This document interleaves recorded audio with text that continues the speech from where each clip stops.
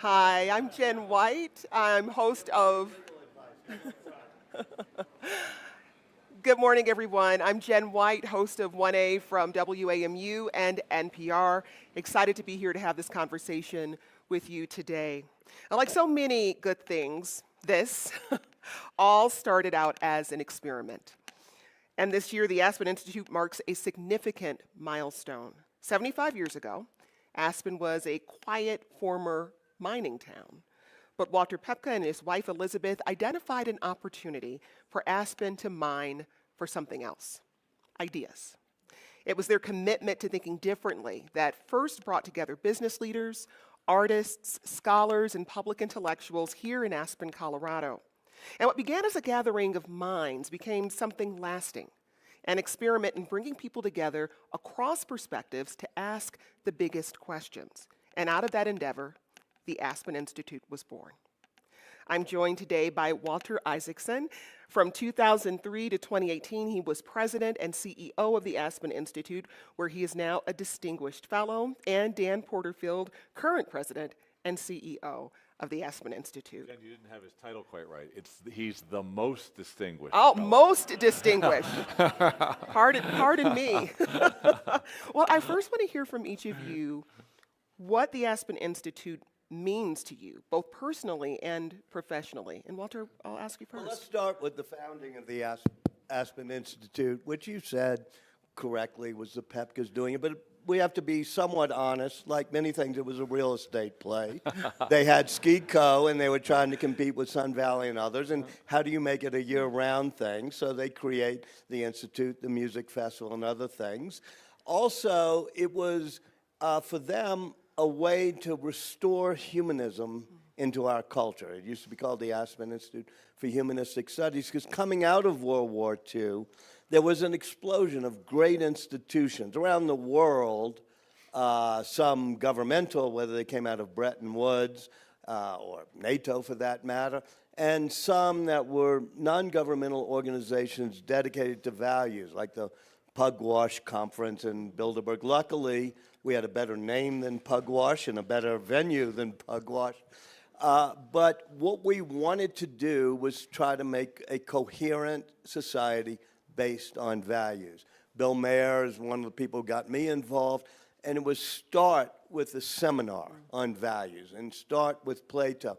And that, to me, was very appealing, because I'd gone through being at CNN for a long time, and CNN had just gotten hit by MS on the left and Fox on the right, and we couldn't be common ground as much as I wanted CNN to be.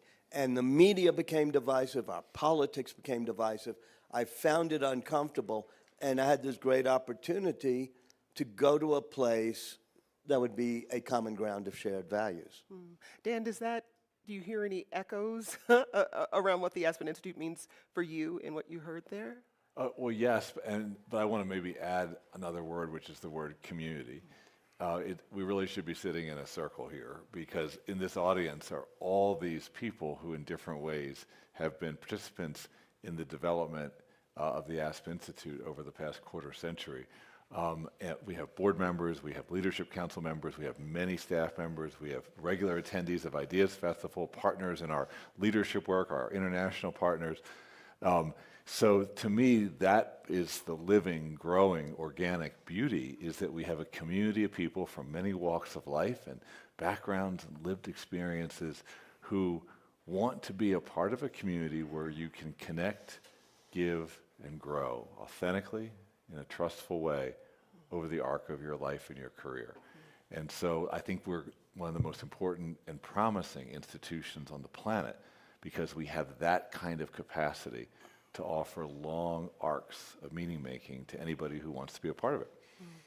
I'm curious how your involvement in the Aspen Institute has led to certain types of personal growth. So beyond the professional, in terms of how you view the world and how you interact with the world, how has it shaped that, Dan?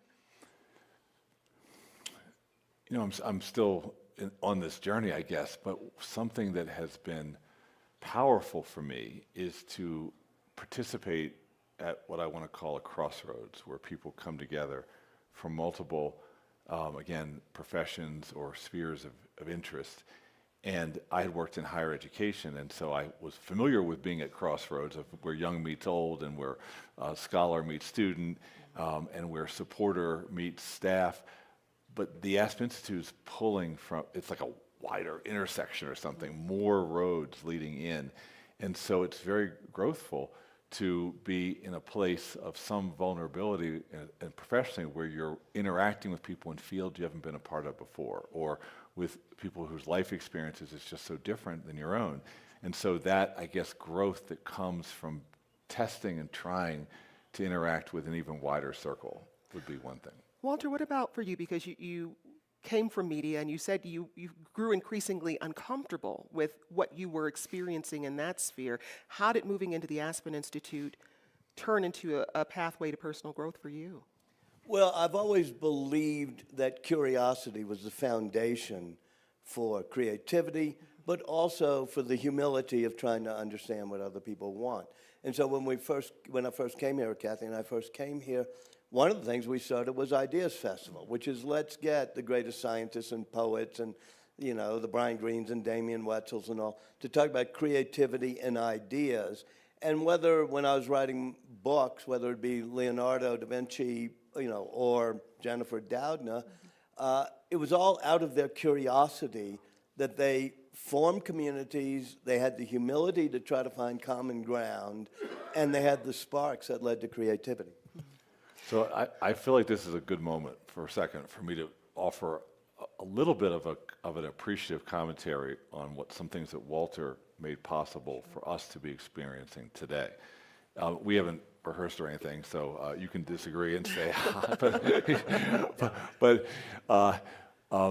so one is that this idea that the Aspen Institute should be a public square, that we should open the doors, invite people in, bring ideas into dialogue with one another, connect people, see what sparks could fly from the synergies, the disagreements, the surprises. That was totally new for the Aspen Institute. We were mostly a behind closed doors organization, and that ethos of a public engagement, of public commentary has now spread across all of our work. Virtually every program we have in our policy programs does public convenings of some sort or another.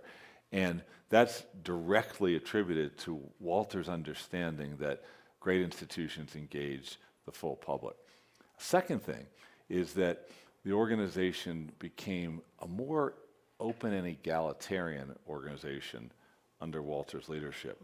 There are a number of our programs that are trying to make a difference in the world, like, for example, our work with out-of-work, out-of-school young people, our Community Solutions program, led by Steve Patrick, or our work to help institutions of government, the business sector, education respond to whole families, whether it's a child or an adult who's the primary focus, a family lens. That's our Ascend program led by Ann Mosley. Well, those are just two of the programs that Walter brought into the Institute, so that even as we were still having shaping dialogues at the level of global economics or global security, under your leadership, we began to bring in change makers and thinkers who would convene around issues that were very much at the grassroots of our country and even of the world. And so the expansion of our work that you led was an expansion of more opportunity for more people to enjoy this dialogic, learning, growthful community. And that has made such a difference to our public programming, which has, you know, even more and more is drawing on more voices from more perspectives. Finally, he also brought Mike and Jackie Bezos into the organization, which brought youth into the organization. And so now, as you probably all know, we have an endowed center for rising generations so that youth and adults can be a part of everything we do. But that opening to the young is another aspect of your leadership. And so I may have jumped a question in making the comment, but when you brought up the ideas, I just want to say there's such a debt that I feel, and many of our staff feel, to your leadership, because it was that openness to more ideas, more people, more places that has allowed us, I think, now to look at it, the sort of the landscape today, and believe that we are able to offer real value to almost anybody who chooses to engage with us. Wait, I can't take credit for all those things, but they did indeed. There's a wonderful story of the beaver at the foot of the Hoover Dam, and they said, "Did you build that?" And he says, "No, but it's based on my idea." When 20 years ago, there was a closed door feel to the Aspen. This very room is where the Aspen Strategy Group met. And it was such a closed door that I had to wait for an invitation to come in from Brent Scowcroft, even though I'd been the president. And I said, we do have to open it up more. But then Bill pushed me, too, that our Crown program and the offshoots of the Crown program, we were a leadership institute as well. And I certainly didn't start the Crown program, but at Bill's urging, we expanded that into a global leaders network, much as here, done it all over the world. So it became something that was both open as a common ground for public dialogue rather than a elite closed door place, and it tried to push the young leaders programs as well as the common ground on policy. See, he did agree with me. But it really wasn't me who did all. But Dan, Well, I wonder if you still battle, to some degree, a question people have about who the Aspen Institute represents. There are lots of names on the buildings around here. And I think if you haven't attended an Ideas Fest, if you haven't interacted with the Institute, there are people who hear that, Aspen Institute, and automatically shut down or just look at you with some skepticism because there is an association with people who are very wealthy or people who are considered elite, the elite. So that we all say that, and it may be true. And institutions do have identities that people project onto them. But the simple fact of the matter is we have become so much more inclusive. We are working all across the country in 13 different partner countries around the world to bring people together in dialogue and friendship and sort of possibility imagining. We don't have any young people saying, I don't want to be a part of the Aspen Institute. We have them rushing to be a part of our new Center for Rising Generations. We don't have anybody saying in rural America we're doing economic development or in our family-centered strategies or our community college strategy. No community college saying, I don't want to be a part of the Aspen Institute. They're saying, how can I get in there? People are looking for meaningful opportunity, again, to connect, give, and grow. And we'll manage criticisms that may come because we have to be located in this town. I wouldn't move in a heartbeat, would we? We're going to be the... Yeah. That's on us to manage it, but it's also on us to keep that Walter Isaacson spirit of expansion and inclusion greater and greater all the time. Organizationally, by the way, our organization is paid, if you will, by foundations, by donors, by ticket buyers at a level now of $270 million this year to do the work we do around the world. So all those different supporters, they see value in being the place where people can come for the connection that leads to understanding and new possibilities for a better world. Had you not done the things you had done 20 years ago to open it up, to like redesign it in a sense, or pivot from its initial strength to an even bigger strength, I think we would be in a more precarious position now. It's also true, one other thing, that a lot of the people involved in the Aspen Institute on Native American reservations or on working in our programs with Opportunity Youth, they don't know they're part of the Aspen Institute. We do want to correct that, because some of our programs are so strong and so powerful in the lives of those that take part that they don't need to know they're part of the Aspen Institute. And we'd like to fix that. All that said, it's very important these days to be aware of and try to counteract elitism. And there's and by the way, it's all institutions, including your institution, is a very elitist, and people feel it's elitist. And we have to be aware across the country, across the world, of the backlash against elitist institutions and the fact that there is some understandable cause for it, whether it's yours or ours. Yeah, and I think this use of the word elite is it's complex because if you're inside the institution, and I'll use our show as an example of this. When I look at who makes up our team, the people who put 1A out every day, we have people from across the country who are part of that team. in some cases other parts of the world, at least at one point. We have people who represent a cross-section of economic levels and people who, we have a lot of diversity in terms of race, religion. And so from the outside, there is a perception that there is elitism, but when you step into our newsroom, that's not the case at all. And it sounds like... Don't you need some self-awareness even of why there's a feeling that you're an elitist? Well, and this is what I'm curious about, because so often elitism, the use of that term, is also connected to intellectual thought. Right? It's connected to education, as if those things are bad. Right? When I grew up, my parents told me, instilled in me, your pathway to success is education. I'm a generation removed from sharecroppers. A generation, first-gen college student. When I went to college, I didn't consider myself one of the elite. And yet now, because I have a college degree, people lump me in to that circle. Being here at the Aspen Institute, people would say I'm a member of the elite.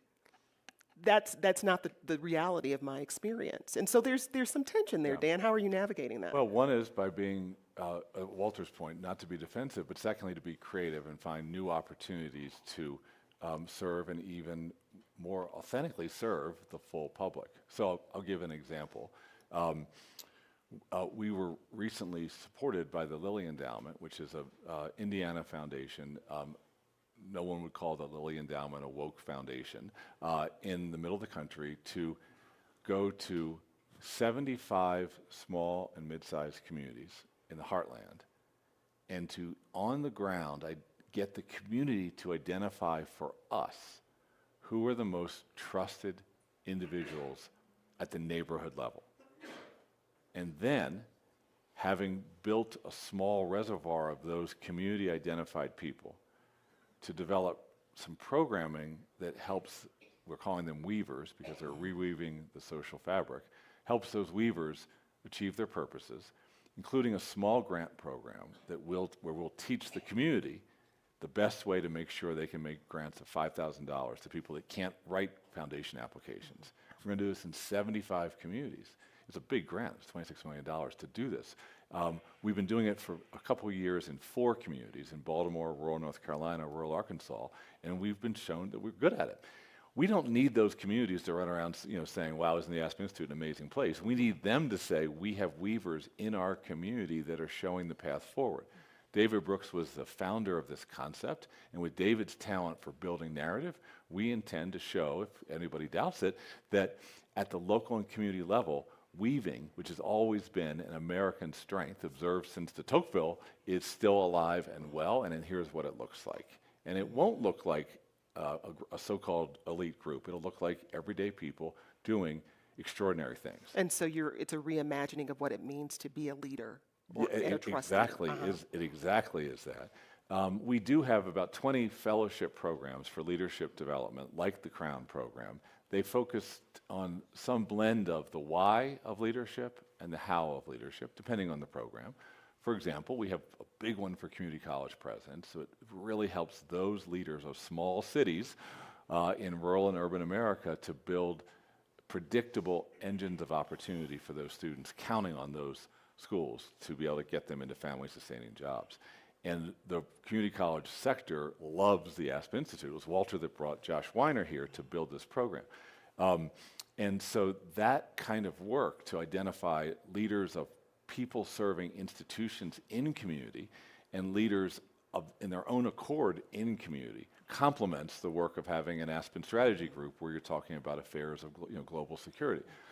And if we're really good, we'll see how we do because we're working at this. We will be able, if we can, to weave all of this into a fabric, an interconnected global community of people who are trying to make a difference in the world, where Aspen is their home base to go back to for the dialogues, the learning, the connections that will then allow them to go back to their work with even more power. There's a colleague named Tommy Loper who's sitting right there, and with a slight smile, Tommy is helping us build this the framework for an interconnected Aspen community, which includes a big tech play. investing in making it possible for everybody in this room, each of you, within a year to have your own Aspen passport, different for each one of us, that will allow you to draw into your own sort of brain space the content we're producing across the world, whether in Romania or in Tulsa, and to be able to chart what you would like to learn next on your leadership journey. We're going to make that a public good, available to all, where the people that have made this place what a wonderful institution it is can also be educators and amplifiers for those that want to come in and join. One thing I should add, I knew Tommy when he was still known as Tom, but what you've just heard is the fact that Dan has built more in this institution in your period than I did, but thanks for giving me the credit. But it's amazing the amount of new things that have been built on it. It's actually linking and leveraging, really. Walter helped, and many in this room, helped us put so many different important new pieces on the table, complementing a 75-year tradition of respectful, inclusive, important dialogue. And this era, that those of us are doing it together in the room, what we're just trying to do is to connect it even more so that the next generation of people coming here can be an even bigger group. Tell us a little more about that next generation leadership program that the Bezos is doing. Are you okay with that? Yeah, Jen? go ahead. So at this time last year, we were finalizing a discussion with the Bezos Family Foundation and Mike and Jackie Bezos about a vision that they first formed in dialogue with Walter about 20 years ago. And so this may be apocryphal, but I've heard the story so many times. Mike, new to Aspen, gets to know Walter, says, I like this place. I like the way people engage. Can we get some younger people here? And Mike says that Walter said, yeah, I think we could get some more 35, 40-year-olds here. It's a good story. Yeah. And yes, and so Mike and Jackie chortled, and they said, well, we were thinking teenagers. And then Walter said, I think that's a great idea. The Bezos scholars are now in their, I think, 21st year, and maybe the 20th year, coming to Ideas. And Mike and Jackie, encouraged by Walter, began to make investments in other parts of our work to include young people. And so this was like seeding across this beautiful farmland, these different ways to involve young people. And then after our board chair, Margot Pritzker, led us in the development of a 5-year strategic plan 2 years ago, which identified building social trust, connecting leaders across all divides, and getting young people involved. Mike said, I really want to make this permanent. And so he made the endowment gift. So at the Aspen Institute will for all time be a youth and young adult including and serving organization. He created the Center for Rising Generations. The donation was a large one, $175 million, so that we can draw the interest on that every single year, roughly $8 million, in perpetuity, to extend our work into more circles of young people and include more young people and young adults across what we do. But it's kind of an example, and I haven't said this before, of, so you gave Mike and Jackie the chance to be involved and to have influence, which we want you to have influence. We want you to feel this is a living organization, you're a part of it, you have ideas, you can help us to go a little farther, find a different route. And in doing that, Mike and Jackie, blessed by Walter, made good, solid steps. I don't want to call them small, but I want to call them steady, to include more young people, more young people, more young people. And then we have a 5-year strategic plan, and Mike and Jackie are thinking of legacy. And so we have a chance to take a big step. And I think that's how institutions and even countries develop. Steady, incremental progress, but don't miss the chance to take the big step. Yeah. Walter, I'm curious what you think we have to learn from young leaders. What do they bring to the table that is unique? Well, one of the things I did after I left the institute is go back to a university, Tulane, and teach. I got a ride over here from a young man who took your class, and he sang your praises. A young man who threw me on one of the carts and drove me over here, and he was a student in one of your classes, and he sang your praises. Red-haired kid. Yes. He was not a good student. Oh. Told myself, no. We're all going into a new age, and we're fearing it. Kathy and I were talking about the panel just before, in which Kate is talking about the age of AI and what it can do. And I feel that every generation, whether it's my parents who were rebelling against rock music and television and transistor radios, or when poor Plato is arguing with Socrates about whether writing is going to destroy our ability to memorize, those sort of things, that one has to have our batteries recharged by people with fresh ideas, fresh minds, and fresh approaches. And so I find that the Bezos scholars, when they come, the Aspen Challenge people in each community, the students that I teach, end up bringing more to my creativity than I do to theirs. Mm. And Dan, when we're working with young people, and I have a lot of young folks in my life, I think sometimes they're bringing ideas to the table that aren't entirely comfortable for people of other generations. Don't forget, I was a college president. But even before that, my wife, Karen, and our children and I lived in a dorm on Georgetown's campus for 8 years. And we raised our kids on that dorm. And so I know what you're saying. We keep going with it. So how do you, in an institutional setting, navigate that tension where you want to provide the support to help them become really influential leaders, but also give them the space to explore the ideas that may be uncomfortable for the people who are writing the checks? You know, Mike and Jackie are very thoughtful on this very point. When we developed our youth leadership programs with their involvement, they reminded the Institute this is a little bit different than with the adult leadership programs we do. For instance, their values are still in formation, whereas sometimes with our adult leaders, we're trying to tap and draw out of them what's been deep inside so they can say it. We have to give young people a little more space. We also think that learning by doing is so important for younger people. Get out, get involved. But in general, I think that these are age-old ideas. Maybe Brene Brown would say they're good. I hope so. But one is that relationships. Build relationships with young people. That is the single most important thing. And then secondly, young people respond well to the feeling of being respected by those they respect. That is magic, that moment when you respect somebody and they respect you. I learned this from Jesuit priests growing up in my educational experiences. That is magic, that moment. And the third thing I'd say is to help instill and encourage and inspire growth mindsets in young people, which is essentially the belief that as the world is changing around me, or as I'm facing new challenges or new opportunities, I can develop my talent. It's not fixed, it's not capped, it's not defined or limited. I can grow as I go. And helping young people have the learning experiences of growth, where they do grow and then they know they've grown and then they understand they can do that again, is how to instill growth mindset. So our Center for Rising Generations, we're going to really emphasize facilitating growth mindsets through dialogue. I can have difficult dialogue. I can understand an argument somebody makes so well that I can give it back to them accurately without them being mad at me.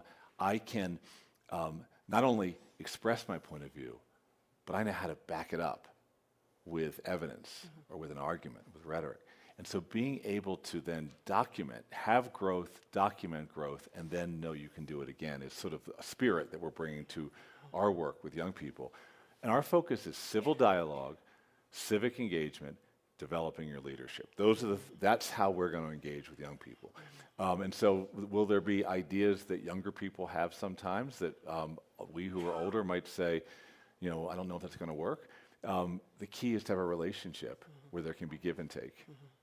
I just want to mention we will have time for Q&A in just a few minutes. So if you have questions, prepare them. We'll have a microphone that will move around the room. There's so many staff here. We could actually, any complaints anybody has, why not?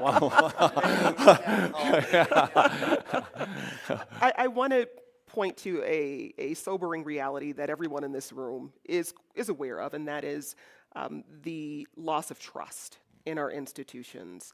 In a 2024 Pew Research Center survey, only 22% of respondents say they trust the federal government to do the right thing just about always or most of the time. And that's just one measure of the decline of public trust in many institutions. As you said earlier, Walter, that goes across federal government, it goes across media, goes across higher education.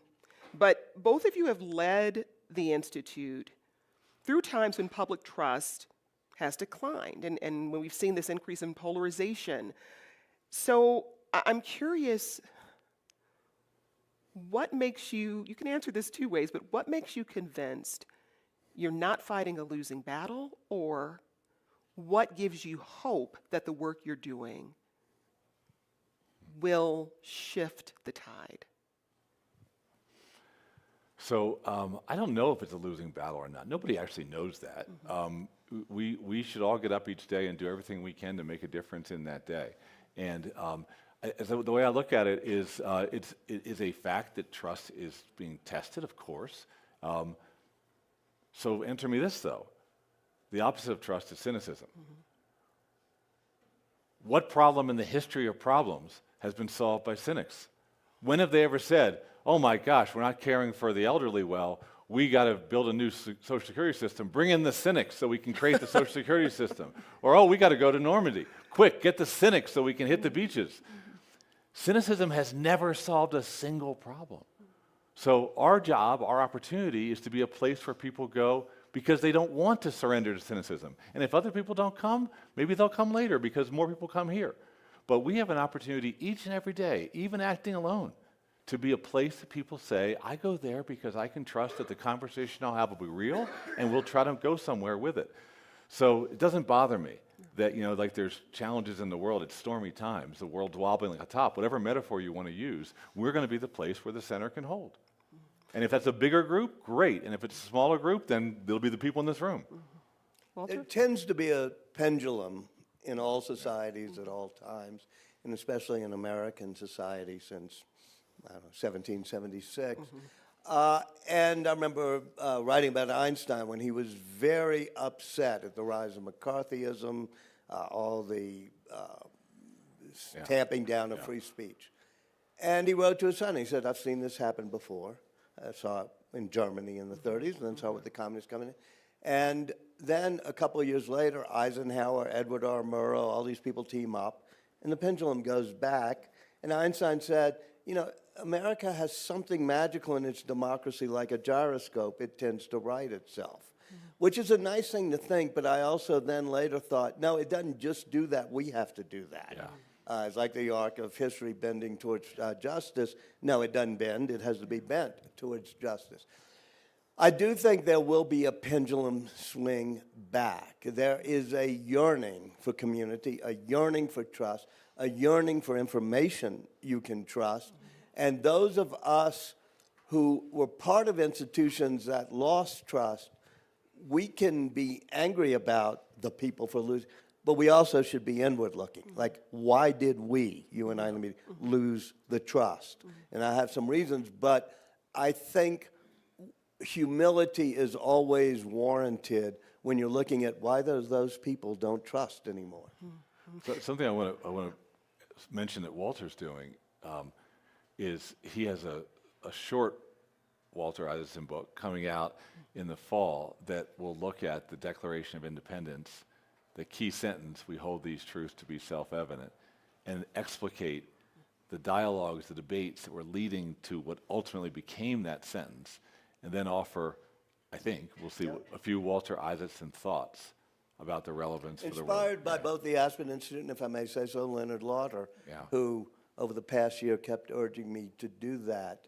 And we need to sometimes allow people to talk about. You talk about young people and needing their spread.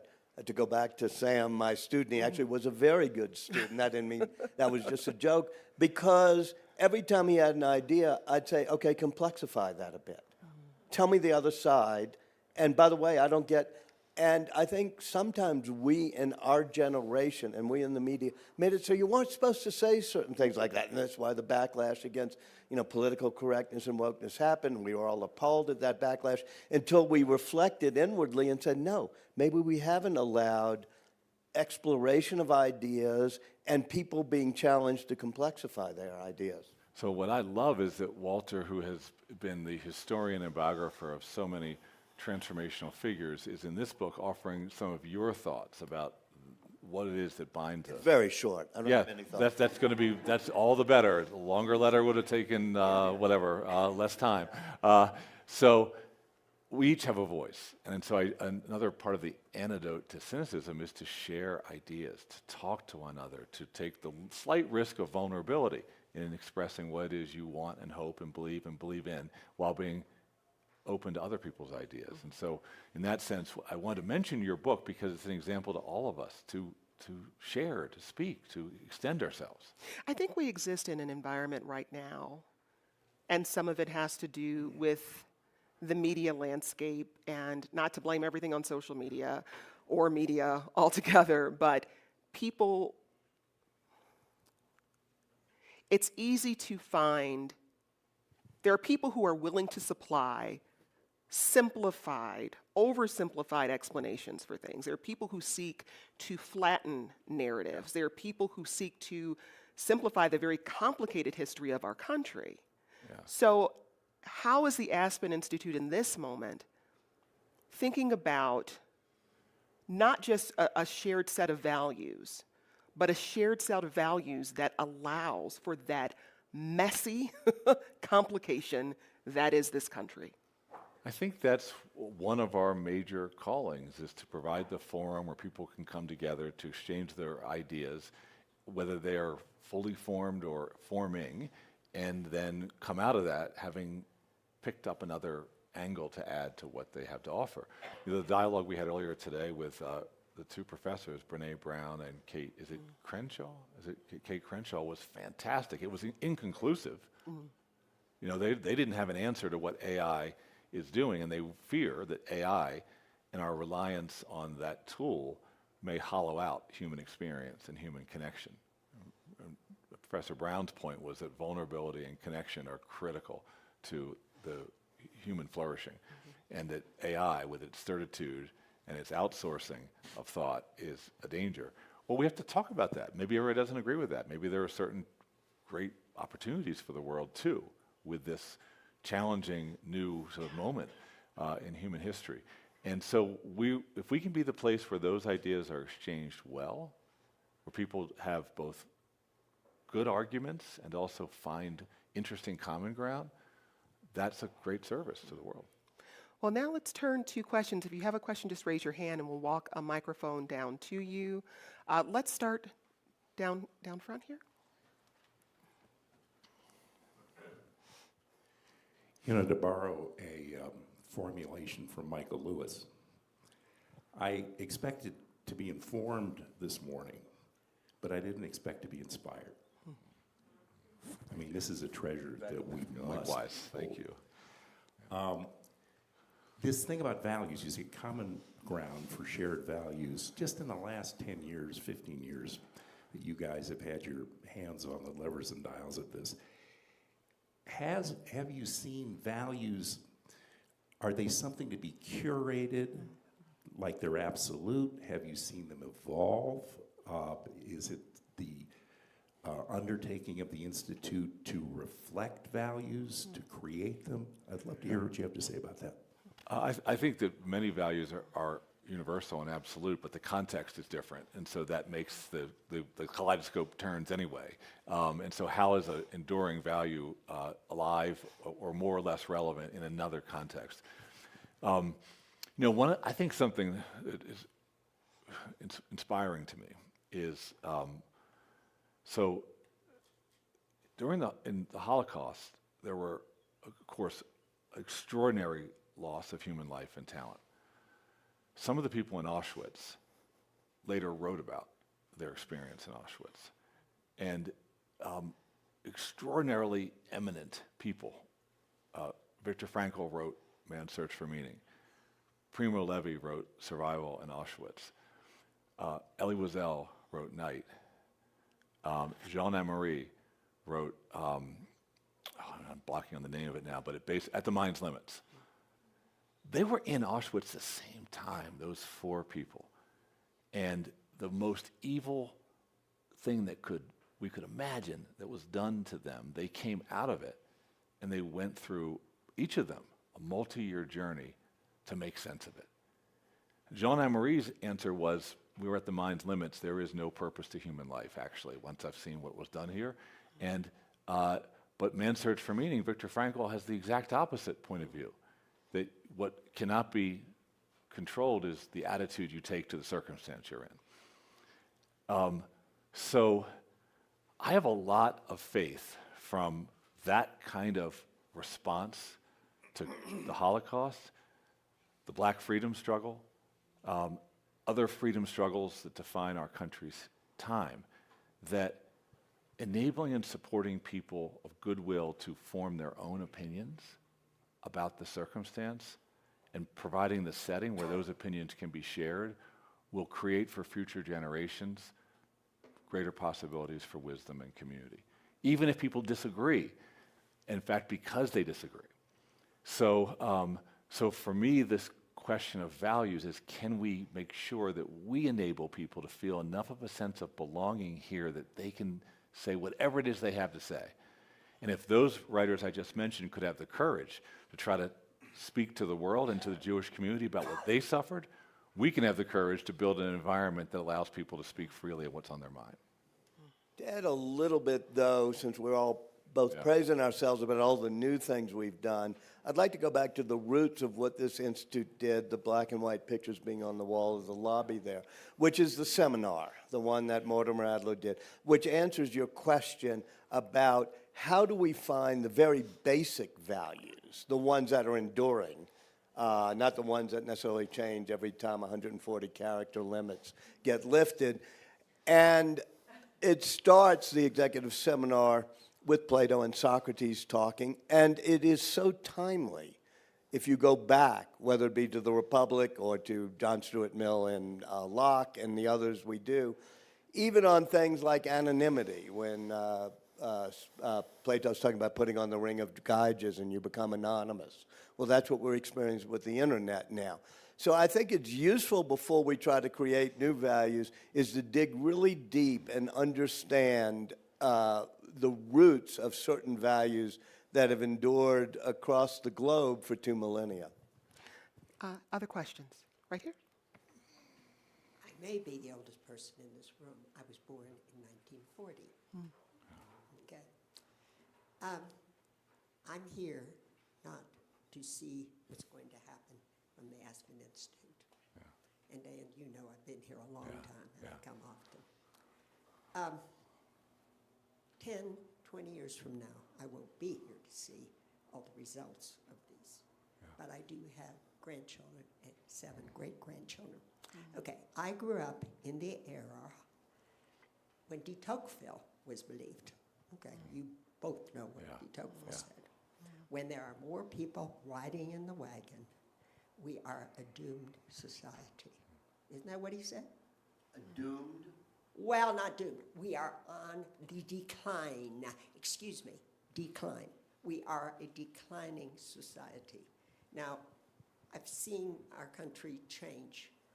To me, not for the better, but not the worse, but going in that direction. So how do you address all the work you're doing? That's why I come to learn and to see what the future will be for the United States, and congratulations in what the society does. I'm not sure I'm interpreting your question right, so we could talk afterwards if I don't get it, if I don't nail it. Of the United States. Yeah. When there's more people riding in the wagon instead of pulling the wagon. Oh, I see. Now I understand. Now I understand it. Yeah.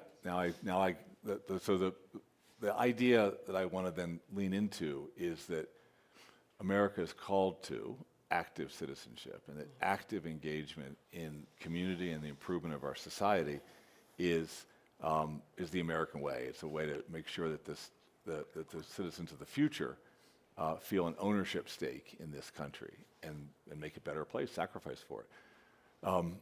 Those values are all across the people that work at the Aspen Institute, the work we do, exactly that. How can we create more active citizenship, active contribution to our world?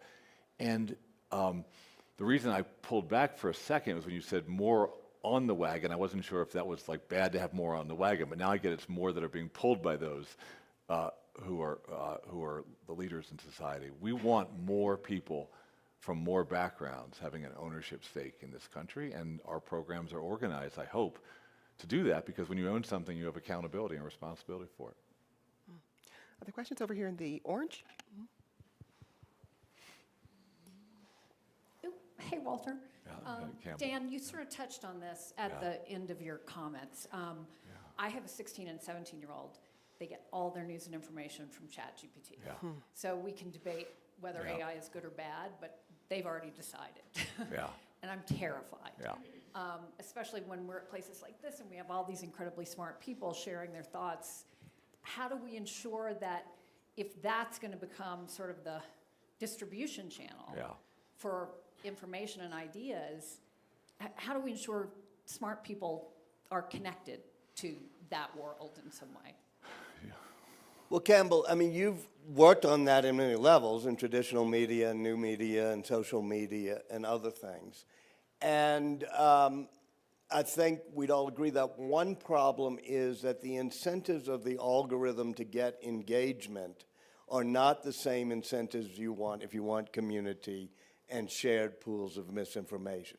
So there's a fundamental technological challenge in algorithm-driven digital media than there was back on the days when you were on the air versus in social media or watching your kids do large language models. I'm not absolutely sure that you can solve it by ordering the technology companies, the large language model makers, the ChatGPTs, to do things differently. It has to come from a hunger that eventually, I think, will well up, that we need a common ground of information as opposed to everybody getting separate pieces of information uniquely tailored to their biases, which is what an algorithm can do. Vivian Schiller here at the Institute's been working on that hard. I first came here when Charlie Firestone was starting to work on it with the Media and Society program. So I don't think there's an easy technological or regulatory fix to it. And in the end, the technology is only going to be as good as we want it to be. Yeah. I think we have time for maybe one more question on this side. Gentleman right here. Yeah, I just, first of all, 75 years for any institution, not only to survive but thrive is incredible, and it's to the leadership of this organization. Back to the metaphor, Walter, that you used in the beaver at the bottom of the Hoover Dam. 25 years from now, when the two of you are sitting one seat to the right, and there's a new leader in Dan's position, what's that beaver saying about this organization that he didn't build it, but it was his idea? So I don't know. Yeah. And this is Rob Koretz, who's been leads our leadership council and is helping us think about this, the direction of the institution in lots of ways. I hope that what they say is that the march of progress, if you will, in the Aspen Institute's development as an organ of civil society is one that has meant that we have always been authentic to our founding values, to the belief that the dialogue across supposed divides can build understanding and promote new possibilities for a better world, and that we have steadily increased the involvement of people from all walks of life in the Institute, that the Institute is a trusted, impartial convener so that the best ideas can emerge out of the most productive dialogue, and that, that the institution's community, ever larger, I hope.